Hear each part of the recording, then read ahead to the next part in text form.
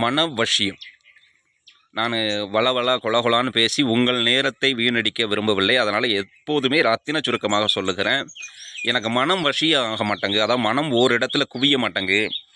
ஒரு ஃபோக்கஸ் பண்ண முடியல, ஒரு கான்சன்ட்ரேஷன் பண்ண முடியலை அப்படின்னு நினைக்கிறவங்க, மனதை ஒருநிலைப்படுத்த வேண்டும் அப்படின்னு நினைக்கிறவங்க, இந்த மந்திரத்தை அகத்தியர் பெருமகனார் அற்புதமாக அருளியிருக்கிறார்.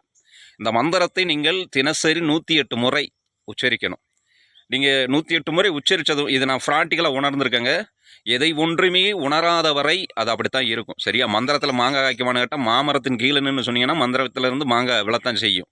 அதனால் இது உங்களுக்கு நான் அகத்தியர் பெருமகனார் கொடுத்தது. 18 சித்தர்கள் பிரதான சித்தராக இருக்கக்கூடிய என் பெருமான் அகத்தியரின் மூலியமாக அருளப்பெற்ற அற்புதமான மந்திரம்.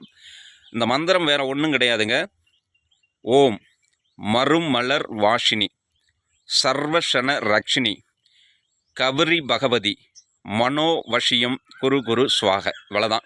இந்த வார்த்தையை நீங்கள் எழுதி வைத்துக்கொள்ளுங்க, மனப்பாடம் செய்து கொள்ளுங்க. 108 முறை கண்களை மூடிக்கொண்டு வடக்கு முகமாக அமர்ந்து கொள்ளுங்க. கீழே ஒரு விரிப்பு விரித்து உட்காந்துக்கோங்க. அப்படி இல்லைன்னா நாற்காலியில் உட்காந்துக்கோங்க. ஆனால் கீழே தரையில் அதாவது பாதம் படாத அளவுக்கு பார்த்துக்கோங்க. ஏதாவது ஒரு மேட்டுக்கிட்டு விரிச்சிட்டு பண்ணுங்கள். இதை நீங்கள் செய்யும்போது 108 முறை சொல்லிட்டு மட்டும் பாருங்கள், உங்கள் மனம் எந்த மாதிரி இருக்குங்கிறது நீங்கள் ப்ராக்டிக்கலாக அனுபவபூர்வமாக உணர்ந்தீங்கன்னா மட்டும்தான் தெரிய வரும். மனம் உடனே உங்களுக்கு வசியமாகும்.